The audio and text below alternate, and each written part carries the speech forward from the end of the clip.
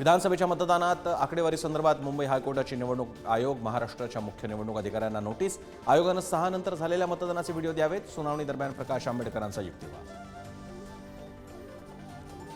महाराष्ट्रातील विधानसभा निवडणुकीतील जादा मतदानावर संसदेत प्रश्न उपस्थित। विरोधी पक्षनेते राहुल गांधी यांनी उपस्थित केला सवाल। एका इमारतीत 7000 मतदान कसं वाढलं? राहुल गांधींचा सवाल। वर्षा निवासस्थानावरून राऊत आणि सत्ताधाऱ्यांमध्ये जुंपली। मुख्यमंत्री अजून वर्षा बंगल्यावर राहायला गेले नाहीत, राऊतांचा खोचक सवाल। तर उद्धव ठाकरेंनी वर्षा सोडला तेव्हा टोपलीवर लिंबू सापडले। रामदास कदमांचा राऊतांवर पलटवार। आता सर्व शासकीय निमशासकीय आणि महापालिका कार्यालयांमध्ये मराठी बोलणं अनिवार्य। मराठी भाषा संवर्धनासाठी फडणवीस सरकारचा मोठा निर्णय। मराठी भाषेत बोलण्याबद्दल दर्शनी भागात फलक लावावा लागणार, फडणवीसांचे आदेश। नांदेड जिल्ह्यात महायुतीतील विसंवाद चव्हाट्यावर। अशोक चव्हाणांच्या स्वबळावरील वक्तव्यानंतर वाद। चव्हाण भाजपचे नेते आहेत का हे तपासावं, आमदार प्रताप पाटील चिखलीकरांचा टोला।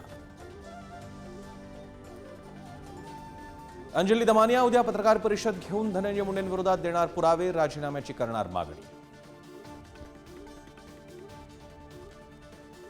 बीडच्या आरोपींचं समर्थन करणाऱ्या नामदेव शास्त्रींनी भूमिका बदलल्याची चर्चा। देशमुख कुटुंबांच्या पाठीशी भगवानगड असल्याचं वक्तव्य। वडेट्टीवारांची पाठ राखण्यावर टीका। वारकऱ्यांकडून भूमिका बदलाचं स्वागत।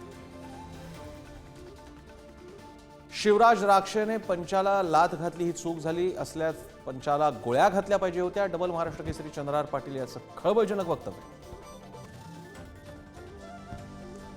हिरव्या सापांची वळवळ बंद झाली नाही तर वराह जयंती सुरू करू, मंत्री नितेश राणेंचं चिथावणीखोर वक्तव्य। राणेंना देश मनुस्मृतीवर चालवायचा आहे का? वडेट्टीवारांचा सवाल।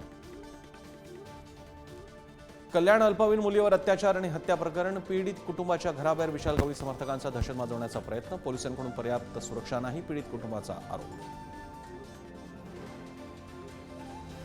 दुहेरी हत्याकांडानं शिर्डी हादरलं। साईबाबा संस्थानच्या 2 कर्मचाऱ्यांची वेगवेगळ्या ठिकाणी हत्या, हत्येचं कारण स्पष्ट।